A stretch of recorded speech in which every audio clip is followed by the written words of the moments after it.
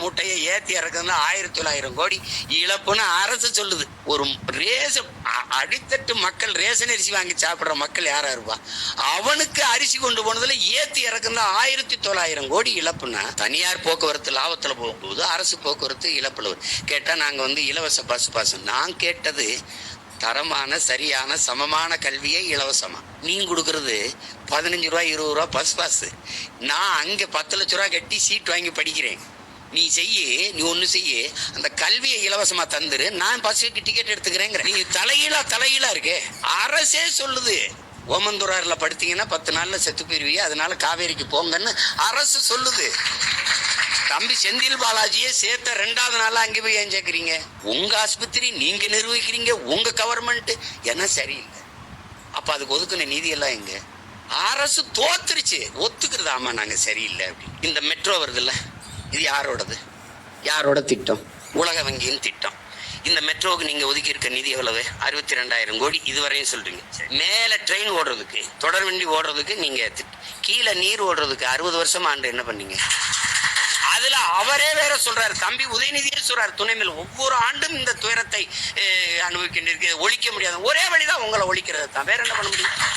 ஐயா, அந்த அதிகாரி சொல்றாரு 2500 கோடி தான் தேவைப்படுது.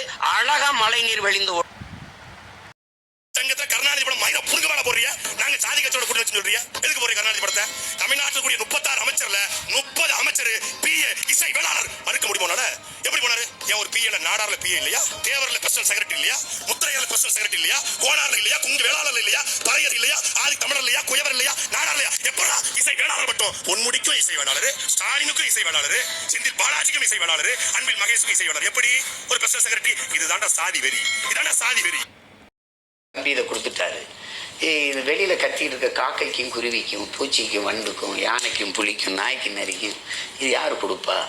அப்படி பார்க்கும்போது அது சரியா வரும். உலக உயிர்களின் உயிர் தேவையா இருக்கிற நீரை விற்பனை பண்டமாக்கிட்டோம். அறிவை வளர்க்கும் கல்வியை விற்பனை பொருளாக்கிட்டோம். நான் பாஸ்போர்ட் யாரோ திருடிட்டாங்க. ஆக்சுவலா இந்த ஷோக்கு நான் வரலன்னு சொன்னேன். விஜயகாந்த் சார் கால் பண்ணி ஏன் வரலன்னா, எனக்கு பாஸ்போர்ட் இல்லைண்ணா. பாஸ்போர்ட் இல்லையான்னாங்க. இல்லை ரீசெண்டாக என் பாஸ்போர்ட் திருட்டு போச்சு அப்படின்னு. ஒரு நாளில் விஜயகாந்த் சார் சாஸ்திரி பவனுக்கு போய் அவங்க பேப்பர்ஸ் கொடுத்து டாக்குமெண்ட்ஸ் கொடுத்து எனக்கு ஒரே நாளில் பாஸ்போர்ட் வாங்கி கொடுத்தாரு. இந்த ஷோ சக்ஸஸ்க்கு தலைவர் Vijayakanth sir, secretary Sarathkumar sir, treasurer Napoleon sir. Vijayakanth sir ஒரு தலைவரா இருந்து எல்லாமே கோஆர்டினேட் பண்ணாருன்னா, ஃபீல்டுல நின்று வேலை பார்த்தது நெப்போலியன் சார். மீதி விஷயங்கள் எல்லாம் பார்த்தது சரத்குமார் சார். நிறைய பேர் சேர்ந்து ஒன்னா நடத்தின ஒரு ஷோ. எனக்கு தெரிஞ்சு இதுவரைக்கும் நடந்திருக்கிற அத்தனை ஷோல இந்த ஷோ தான் பெஸ்ட் சக்சஸ்ஃபுல் ஷோவா இருந்தது. நடிகர் சங்கத்தோட கடனை அந்த ஷோ அடைச்சிருச்சு. அப்போ என்னோட பாஸ்போர்ட் பழைய ஆள் ஆனா என்ன ஆக தெரியுமா? நீ பழைய ஆள் ஆனா என்ன ஆக தெரியுமான்னு எனக்கு தெரியும். அண்ணாமலைக்கு தெரியாது. நான் என்ன சொல்றேன், எங்க அண்ணாமலை பழைய ஆள் ஆனா என்ன ஆக?